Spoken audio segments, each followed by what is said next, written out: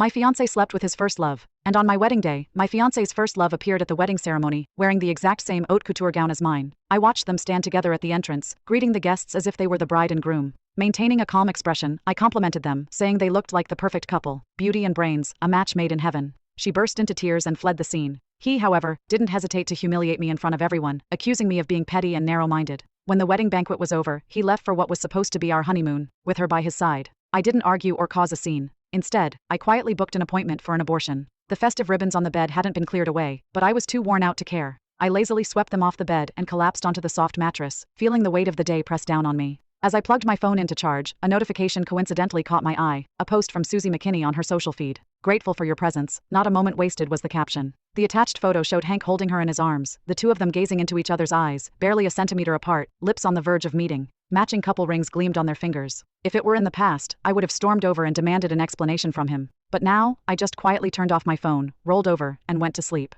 The following days passed in silence. I didn't receive a single message from Hank. Instead, my feed was constantly flooded with Susie's updates, photos of them kissing, shopping, laughing together, as if flaunting their happiness for the world to see. I didn't react, didn't feel anger or sadness. Instead, I contacted a lawyer and began preparing for a divorce. Hank Dawson and I had been together for 8 years, since our university days. Although we had only recently hosted our wedding ceremony, in actuality, we had sealed our marriage legally right after graduation. It was a quiet, impulsive moment, no ceremony, no bridal gifts, no jewelry, just the reckless passion of two young lovers. But now, that passion had long since faded, leaving behind nothing but a mess to clean up. Nearly 2 weeks later, I was sitting at home, reviewing the draft my lawyer had prepared for the divorce. The house was quiet, but suddenly, the sound of a key turning in the lock broke the silence. I looked up, and there they were, Hank walking in hand with Susie. Our eyes met, and I saw a flicker of awkwardness flash across his face. He quickly let go of her hand, his voice strained as he tried to explain. "How many times do I have to tell you? There's nothing between me and Susie." I cut him off mid-sentence, tired of the same old lie. "You and her are just like brother and sister." "Yes, I know."